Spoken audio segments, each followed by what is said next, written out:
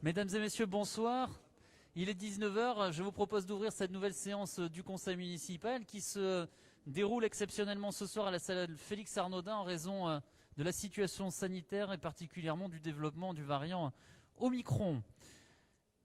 Alors, ce soir, nous avons quelques conseillers absents qui ont donné procuration. Madame Béiris, Christine qui a donné procuration à Monsieur Jean Lavielle, Jean-Yves Trévian qui est absent et qui a donné procuration à Monsieur André Humeau, Catherine Beaulieu qui a donné procuration à Madame Martine Gaille, Christian Berthoud qui a donné procuration à Madame Christine Giraudet, et enfin Marine Bru qui a donné procuration à Madame Hélène Déhéris.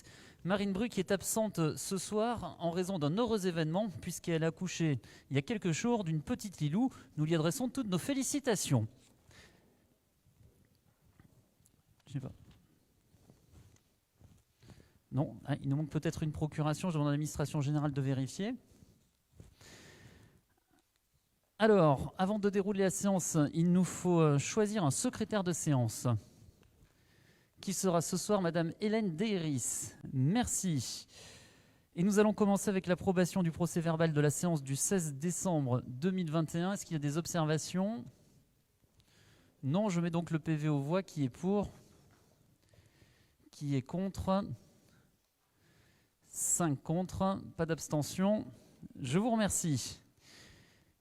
Nous allons débuter avec le point numéro 1 qui concerne les affaires générales. Nous avons 4 délibérations qui concernent les affaires générales ce soir, en commençant par le remplacement d'un membre suppléant au conseil syndical du syndicat mixte du parc d'Abbesse. Cela nous est demandé par le département des Landes. Donc je rappelle qui sont les titulaires aujourd'hui.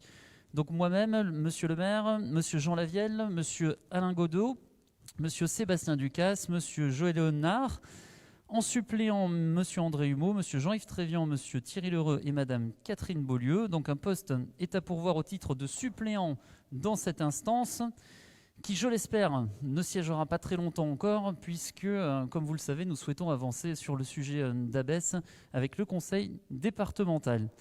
Il est proposé ce soir de désigner monsieur Frédéric Durand comme suppléant. Et je vous propose de procéder à un vote à main levée. Oui. Je vais faire appel à candidature. Juste auparavant, je voudrais savoir s'il y a une objection au fait que l'on procède à main levée. Non, pas d'objection. Donc effectivement, je dis la candidature de Frédéric Durand. Autre candidature, Madame Francette Cando.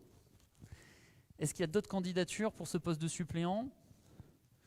Non, je mets donc la candidature de Frédéric Durand aux voix. Qui est pour la candidature de Frédéric Durand?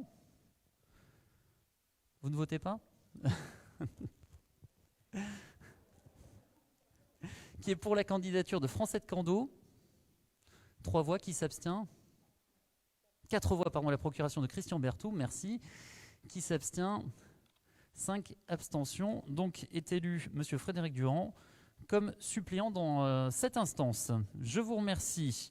Le point numéro 2 appelle l'approbation d'une convention territoriale globale du Grand Axe sur la période 2021-2025 et c'est Madame Martine Gaille qui nous la présente. Et qui souhaite avoir un micro. Je vois qu'il y en a un là-bas. Je vous rappelle que vous avez du gel hydroalcoolique à disposition sur les tables. Le micro arrive. Merci.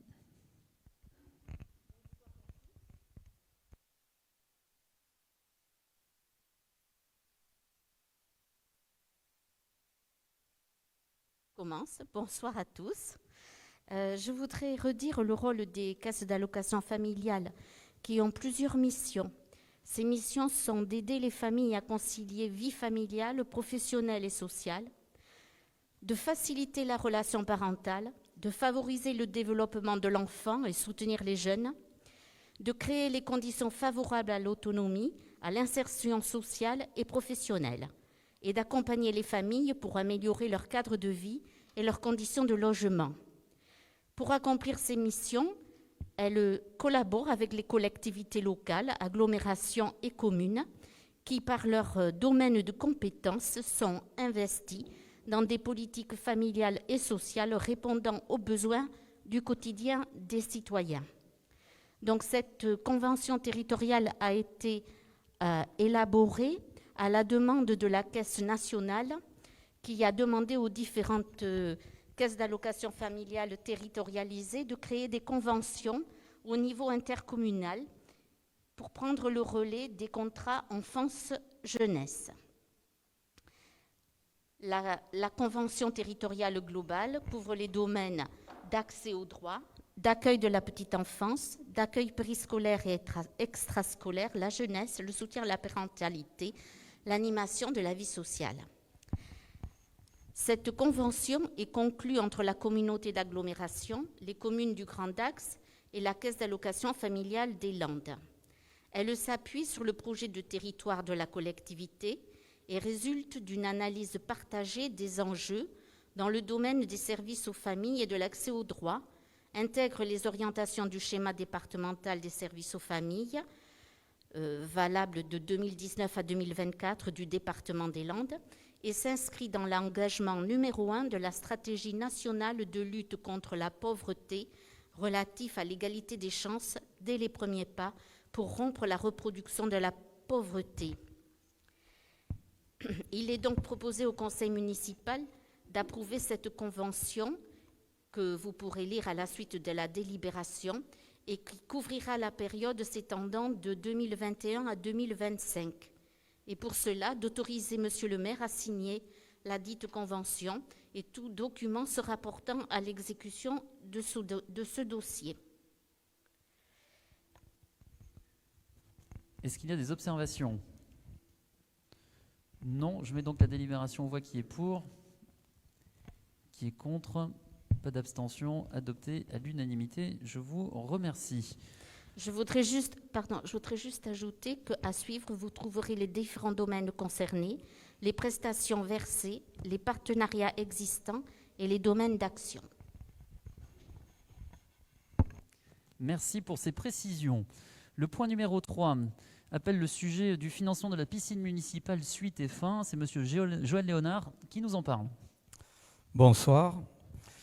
Donc, la délibération proposée concerne un fonds de concours de la communauté d'agglomération du Grand Axe pour le financement de notre piscine municipale. L'agglomération du Grand Axe a décidé la gratuité de l'accès au centre aquatique intercommunal Aquae pour l'ensemble des scolaires de son territoire. Cependant, cet équipement ne peut accueillir l'ensemble des scolaires. L'agglomération du Grand Axe a donc demandé à la ville d'accueillir des classes à la piscine municipale. Celle-ci vient ainsi en complémentarité du centre aquatique dans l'offre de bassins d'apprentissage. La ville de Saint-Paul-et-Dax a sollicité la communauté d'agglomération du Grand Axe pour contribuer alors au financement des charges résultant de l'utilisation de son équipement par les scolaires de certaines communes de l'agglomération. Ces charges, consommation de fluides, maintenance diverses, entretien, nettoyage, ont été estimées à 23 800 € par an sur une base de calcul en nombre de classes présentes sur l'année 2019, année avant Covid. Il est donc proposé au conseil municipal d'adopter la convention de versement d'un fonds de concours à la commune de Saint-Paul-et-Dax relatif à la natation scolaire pour une durée de 6 ans. Comme cela est indiqué, le conseil communautaire a validé ce fonds de concours le 14 décembre 2021 et vous avez la convention concernée en annexe. Je rajouterai que cette proposition de délibération d'aujourd'hui complète ou est en prolongement de celle que nous avons adoptée le 30 septembre, où nous avons adopté à ce moment-là une convention avec l'Éducation nationale pour l'accueil des scolaires de l'agglomération à notre piscine et où était mentionnée la gratuité pour les classes des communes de l'agglomération, en sachant qu'à ce moment-là, les discussions étaient bien avancées avec l'agglomération pour ce qui est présenté aujourd'hui, cet accord qui porte sur 23 800 € par an sur les 6 ans. Et pour être plus précis aussi, les communes concernées hors Saint-Paul, donc bien sûr il y a Saint-Paul-et-Dax pour notre commune, pour notre piscine, pardon, il y a Hermes, Metz, Saint-Vincent-de-Paul, Rivière et Tétieux. Voilà la proposition de délibération. Y a-t-il des questions? Non. Donc, Monsieur le maire, je crois qu'on peut passer au vote. Alors allons-y, qui est pour? Qui est contre? Pas d'abstention. Adopté à l'unanimité. Je vous remercie. Le point numéro 4 appelle une convention pour du rejet d'eau dans le ruisseau de Poustagnac. C'est monsieur André Humeau qui nous la présente et qui a besoin d'un micro.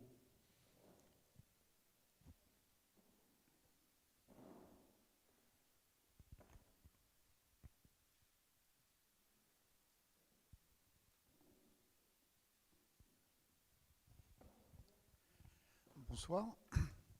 Donc, il s'agit de conclure une convention de financement du suivi de l'impact des rejets d'eau chaude sur le ruisseau de Poustagnac. Des travaux sont en cours sur le forage géothermique SPDX1 afin de remettre en état la géothermie sur la ville de Saint-Paul-les-Dax. Cette géothermie s'inscrit dans le cadre du développement durable, mais également dans un cadre réglementaire très strict, qui demande un suivi sur son impact dans les milieux naturels.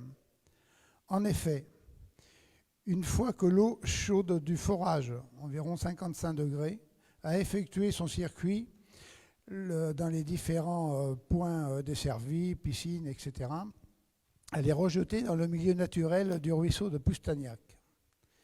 Il est demandé par la DREAL d'effectuer 2 campagnes de suivi biologique, piscicole et macro-invertébrés, à la fin des travaux du forage en février 2022 et en octobre 2022, ainsi qu'un suivi de la température et de la conductivité du ruisseau de façon constante.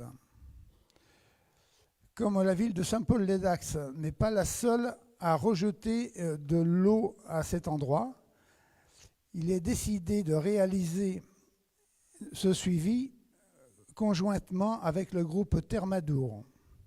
Sur cette base, de coûts de prestation pour l'année 2022 s'établit à 14 762 € hors taxes, soit 17 714 € et 40 centimes toutes taxes. Considérant la part des eaux déversées par la société Thermadour en rapport avec les eaux de l'utilisation du forage SPDX1, sa quote-part dans le financement de ces prestations sera de 80%. La commune assurera la commande des prestations et à ce titre, elle paiera l'intégralité des factures. La société Thermadour remboursera à la commune 80% du montant hors taxe, soit 11 809,60 €.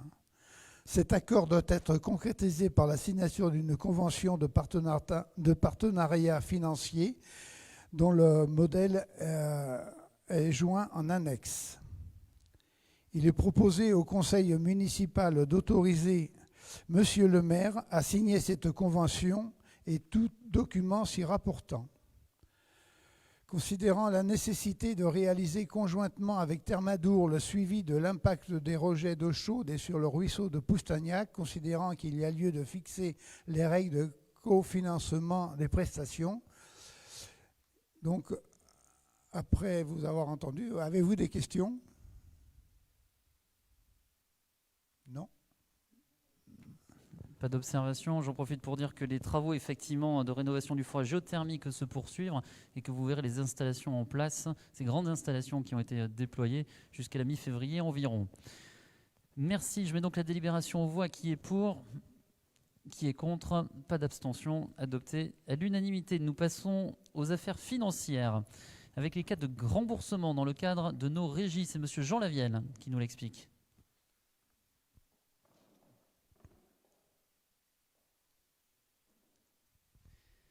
Et je vous rappelle que vous avez toujours le gel hydraulique à votre disposition. Merci d'en faire usage.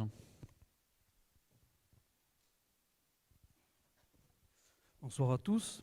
Donc c'est bien la délibération numéro 5, la détermination des cas de remboursement de recettes perçues par les régies de recettes communales. Donc certaines recettes communales sont perçues par l'intermédiaire de régies de recettes instituées par le maire en vertu des délégations qui lui sont accordées par le conseil municipal, sur la base de l'article L 2122-22 du Code général des collectivités territoriales. Cela concerne notamment les produits de certaines prestations de services, telles que les activités de l'école municipale de musique et de danse, celles de la piscine municipale ou encore du dispositif sport et culture vacances. Le recouvrement de ces recettes est effectué contre remise d'une quittance ou de ticket avant que la prestation ne soit réalisée.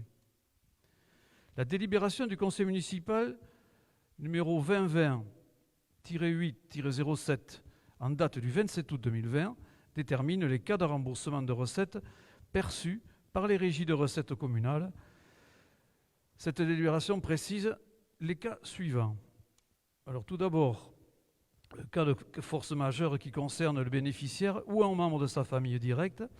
Alors maladie grave, accident corporel, décès, mutation, convocation à caractère impératif par une administration.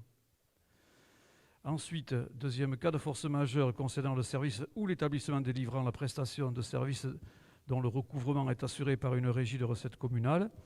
Fermeture administrative entraînant l'interruption totale de service. Voilà. Et c'est donc afin de répondre à des situations particulières qu'il est proposé d'ajouter deux nouveaux motifs à ce dernier cas, erreur administrative et interruption prolongée du service. Voilà. Donc cette délibération, comme je viens de vous l'expliquer, elle fait suite à celle donc du 27 août 2020, où justement il manquait ces précisions. Alors c'est indirectement lié au Covid. Hein.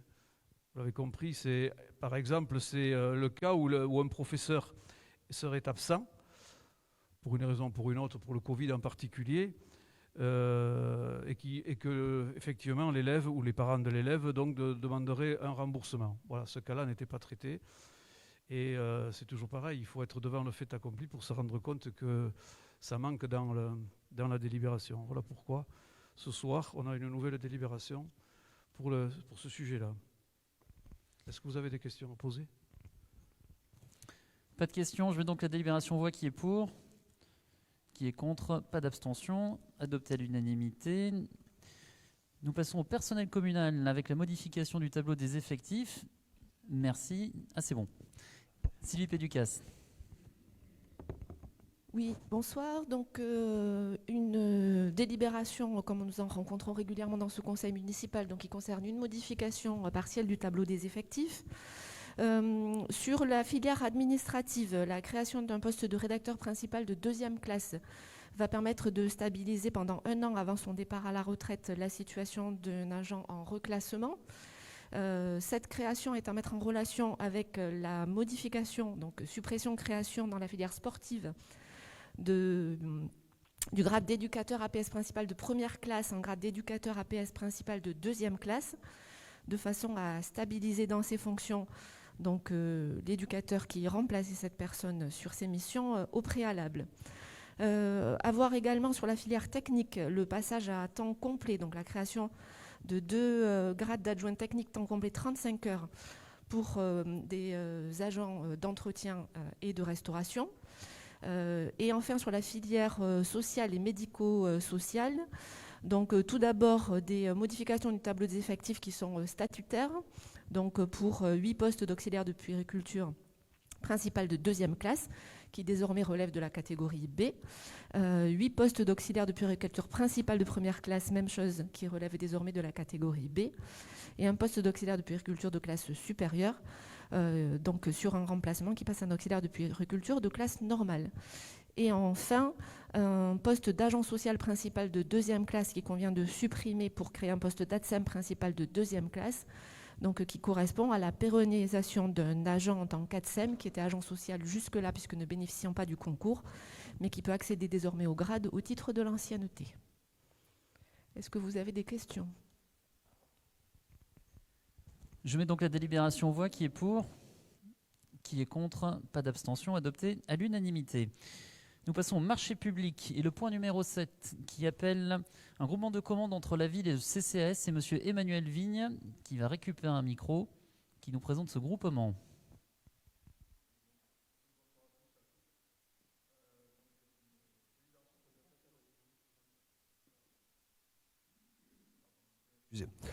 Donc c'est une délibération pour une conclusion d'une convention de groupement de commandes entre la ville et le Centre communal d'action sociale de Saint-Paul-et-Dax. Ainsi, la commune s'est engagée dans une démarche d'optimisation de la performance de l'achat public, ce qui se traduit par la rationalisation et la mutualisation des procédures de la commande publique. La ville et le CCAS de Saint-Paul-et-Dax souhaitent ainsi constituer un groupement de commandes permanent pour une durée de 5 ans en vue de la passation de marchés publics et conformément aux articles L 2113-6 et L 2113-7 du Code de la commande publique. Cette procédure vise à assurer la mutualisation des achats afin d'optimiser les procédures et réduire les coûts de gestion, améliorer l'attractivité de la commande publique, encourager les candidatures et agir sur les prix. Le groupement de commandes permanent n'a pas de personnalité juridique. Il agit au nom et pour le compte de ses membres. Les modalités d'organisation et de fonctionnement de ce groupement de commandes permanent entre la ville et le CCAS sont formalisées dans la convention constitutive, convention qui est jointe à la présente délibération. Ainsi, la ville de Saint-Paul-et-Dax est désignée coordonnateur du groupement permanent et aura la charge de coordonner la préparation des marchés publics, de mener la procédure de passation des marchés, d'apporter un conseil juridique, financier et technique dans les procédures relatives à la modification, à la reconduction ou à la résiliation de marché. La convention de groupement de commandes permanent permet d'identifier les familles d'achats qui entrent dans le périmètre de la convention et de faire évoluer la liste des achats prévus par voie d'avenant en fonction des besoins exprimés par les membres du groupement.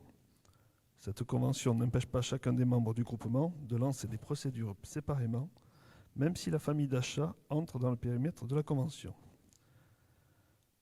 En complément, donc dans la convention constitutive, la convention constitutive est soumise dans les mêmes termes à l'approbation de l'ensemble des membres du groupement. Je souhaitais faire donc en aparté. Cette liste des familles d'achat est composée donc de 17 familles d'achat, avec entre autres la restauration collective, les fournitures administratives, assurance, chauffage, carburant ou GNR par exemple. Voilà. Donc, il est proposé donc d'approuver la constitution d'un groupement de commandes entre la ville et le CCAS, ainsi que les dispositions de la convention constitutive, d'approuver que M. le maire est autorisé à signer la convention constitutive du groupement de commandes à conclure entre la ville et le CCAS de Saint-Paul-et-Dax, que le groupement permanent a une durée de 5 ans, les marchés conclus sous le régime de cette convention et toujours en cours d'exécution resteront en vigueur. Et enfin, il est précisé que la prolongation de la durée de cette convention devra se faire par voie d'avenant et que les marchés en cours à la date de cette convention, concernant à la fois la ville et le CCAS, demeureront valables. Quelqu'un a-t-il une question ? Je mets donc la délibération aux voix. Qui est pour ? Qui est contre? Pas d'abstention. Adopté à l'unanimité. Nous allons passer aux affaires foncières avec le point numéro 8, tout d'abord, qui concerne l'acquisition d'une parcelle dans les Braus. Monsieur André Humeau. Il s'agit de l'acquisition des parcelles AD 43 d'une contenance de 87 arts et 15 centiares et de la parcelle AD 54 d'une contenance de 1 hectare 37 arts et 44 centiares appartenant aux héritiers d'Alain Maurras. Par délibération numéro 2021-5-9 du 27 mai 2021, le conseil municipal décidait d'acheter une propriété à Poustagnac aux héritiers d'Alain Maurras.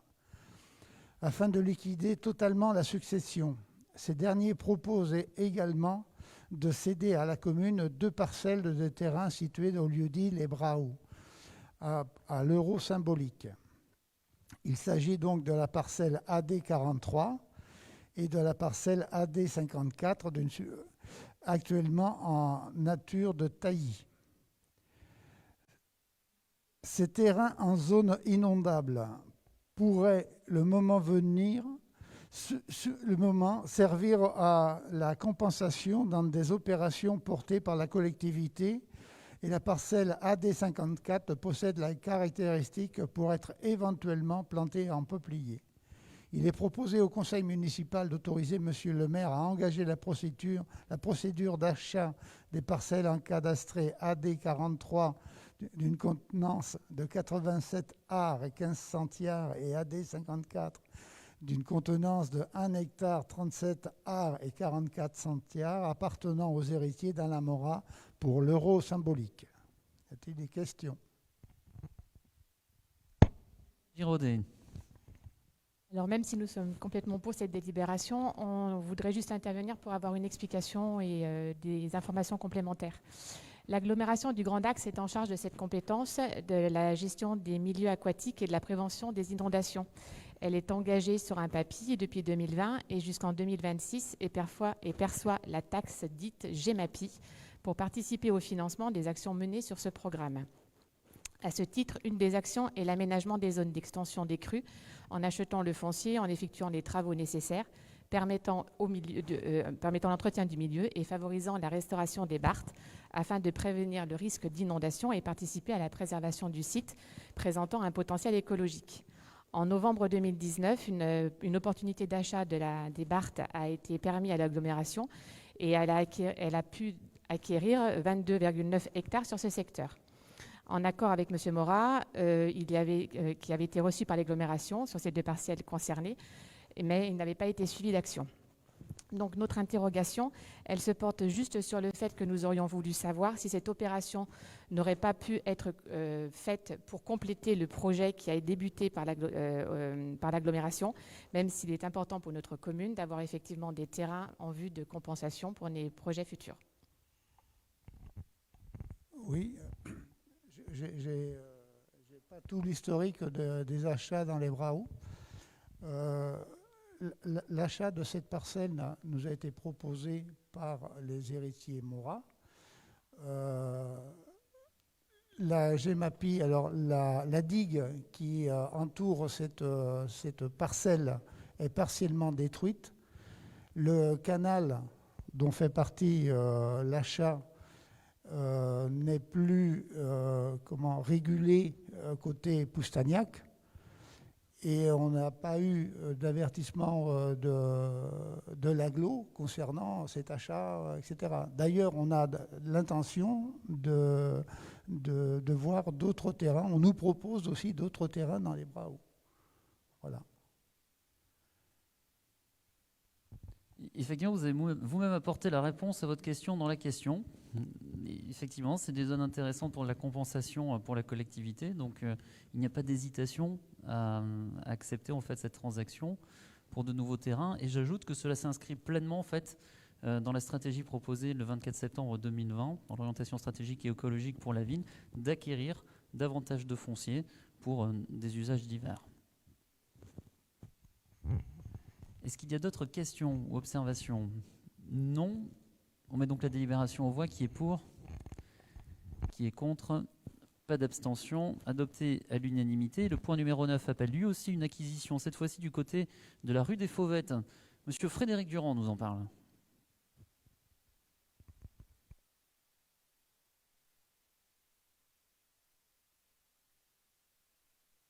Non, je sais pas. Bonsoir à toutes et à tous. Alors, acquisition de la parcelle BI 2528 d'une contenance de 4 arts 96 centiares et la parcelle BI 2529 d'une contenance de 24 arts appartenant à la SCI, le domaine d'Arnaouchac. Dans son courrier du 29 septembre 2021, la société Foncia, agissant en gestionnaire de l'Union d'Arnaouchac et représentant les copropriétaires des résidences, sollicitait la rétrocession de la rue des Fauvettes et des réseaux. Dans son courrier du 26 octobre 2021, M. Koumat Pierre, représentant la SCI, le domaine d'Arnaouchac, en tant que propriétaire, acceptait de céder à la commune, à l'euro symbolique, la parcelle BI 1922 d'une contenance totale de 29 arts 96 centiares. Ce terrain constitue la voie dénommée rue des Fauvettes, desservant le programme immobilier, le domaine d'Arnaouchac, et reliant la rue des Mésanges avec la rue Gilbert-Layade, ainsi qu'un espace vert. Toutefois, il a été demandé au promoteur, avant d'accepter cette acquisition, de diviser cette parcelle afin de pouvoir, à terme, n'inclure que la partie voirie dans le domaine public et garder l'espace vert dans le domaine privé communal. Ainsi, la parcelle BI 1922 est devenue la BI 2528 d'une contenance de 4 ar 96 centiares, représentant l'espace vert destiné à rester dans le domaine privé communal, et la BI 2529 d'une contenance de 24 ar, représentant la rue des Fauvettes, destinée à être intégrée dans le domaine public communal. Il est proposé au conseil municipal d'autoriser Monsieur le maire à engager la procédure d'achat des parcelles BI 2528 d'une contenance de 4 ar 96 centiares et la parcelle BI 2529 d'une contenance de 24 ar. Ces deux parcelles issues de la parcelle BI 1922 d'une contenance de 29 ar 96 centiares et appartenant à la SCI le domaine d'Arnauchac. Voilà.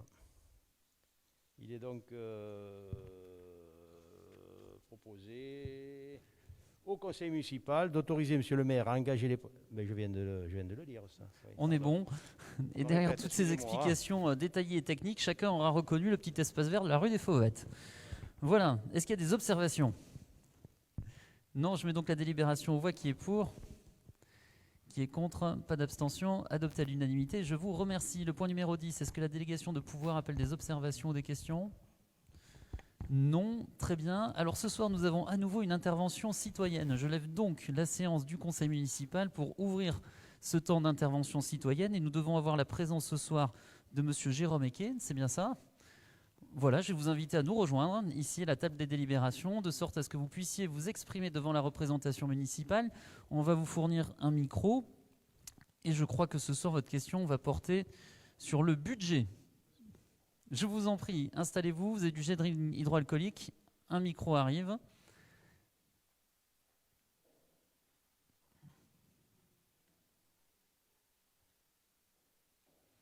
Voilà, installez-vous, je vous en prie. Soyez le bienvenu, vous avez la parole.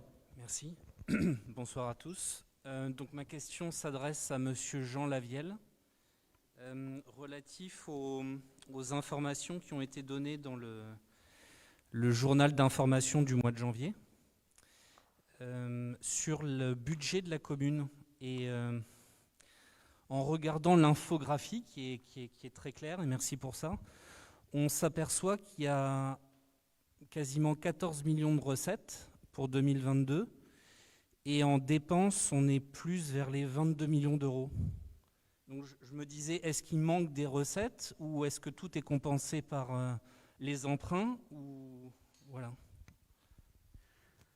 Eh bien, Jean Lavielle va répondre à votre question. Juste effectivement, que pour préciser pour chacun, c'est l'infographie qu'il y a dans le municipal qui a été distribué au mois de janvier. Il y avait un dossier spécial budget. C'est de là que vous tirez votre question. C'est bien ça. Voilà. Et j'en profite pour rappeler à nos concitoyens que le vote du budget a eu lieu au mois de décembre et que chacun peut revoir notamment la présentation détaillée qui a eu lieu à travers les réseaux en regardant le replay directement sur Internet. Jean Lavielle. Je vais essayer de vous faire la réponse la plus complète possible, parce qu'il est évident qu'il y a quand même une partie assez technique et que c'est difficile de mettre ça dans un document en quelques pages. Il faut faire des choix. Donc c'est vrai que je reconnais qu'on peut se poser des questions. Alors, je vais d'abord répondre finalement à votre dernière question, c'est celle qui concerne la monnaie qui est utilisée. Oui, c'est bien en euros dont il s'agit. Notre budget a été fait en euros. Alors, je tiens tout de suite d'abord à vous remercier et pour les compliments qui concernent notre magazine municipal. Alors depuis notre élection, nous avons doublé le rythme de parution, vous le savez, pour permettre à tous d'être informés au mieux. Et nos équipes et l'élu en charge de la communication travaillent dur pour assurer la qualité de ce magazine. Monsieur Sébastien Ducasse. Alors, tout d'abord, l'infographie en première page du magazine représente en effet des grandes masses, mais qui ne tiennent pas compte d'un certain nombre d'opérations techniques comptables appelées les opérations d'ordre. Et ces opérations d'ordre permettent d'équilibrer en dépenses et en recettes notre section de fonctionnement. D'accord ? Un budget, c'est du fonctionnement et aussi de l'investissement. D'accord ? Alors, ainsi, pour être parfaitement complet, nos dépenses réelles de fonctionnement, estimées de 15 477 546,63 €, qui figurent sur l'infographie, et nos recettes réelles de fonctionnement estimées à 15 952 678,60 €. Comme vous le voyez, nos dépenses sont bien inférieures à nos recettes. Avec les opérations d'ordre, la section de fonctionnement en dépenses comme en recettes est équilibrée à 16 126 417,23 €, soit le chiffre indiqué dans le magazine. Il ne manque donc pas d'argent dans le budget, mais peut-être une explication trop technique, peut-être dans ce magazine, quoi. Bon. Alors, d'autant plus, il faut le savoir, que se rajoutent d'autres recettes qui ne sont pas intégrées, comme par exemple les recettes de prestations de services, qu'on ne peut pas anticiper en amont, sans savoir quand est-ce qu'elles rentreront dans nos caisses. Alors, s'agissant de l'emprunt de 3 millions d'euros, sachez tout d'abord qu'à la différence du budget de l'État, une collectivité n'a pas le droit d'emprunter pour couvrir ses dépenses de fonctionnement. Nous vous rejoignons d'ailleurs sur ce point. Nous agissons chaque jour pour conserver une balance positive entre les dépenses et les recettes et sommes vigilants à chaque instant pour permettre de dégager encore plus de marge de manœuvre et réduire également nos dépenses. Cela nous permet de continuer à investir, ce qui est important à la fois pour mener de nouveaux projets, mais également pour assurer l'entretien de nos bâtiments qui sont, pour la plupart, et j'ai en tête nos gymnases en premier lieu, on en a parlé beaucoup ici, dans un état qui laisse à penser que justement, les investissements avaient été drastiquement limités jusqu'à présent, ou pas forcément fléchés aux bons endroits. Voilà.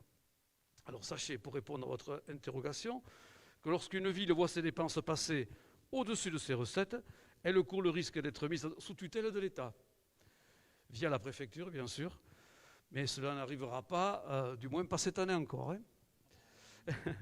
Alors, pour revenir à l'emprunt, le montant de 3 millions d'euros inscrit est un montant qui permet d'équilibrer la section d'investissement. Ça ne peut être, comme je viens de vous l'expliquer, que pour de l'investissement et pas du fonctionnement.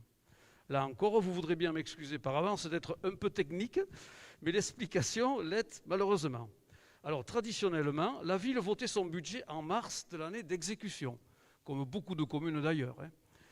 Mais soit en même temps que le compte administratif de l'année précédente, puisque au moment donc, quand on le fait en mars, on a les résultats du compte administratif et du compte de gestion, donc c'est beaucoup plus facile d'avoir les résultats de l'année précédente.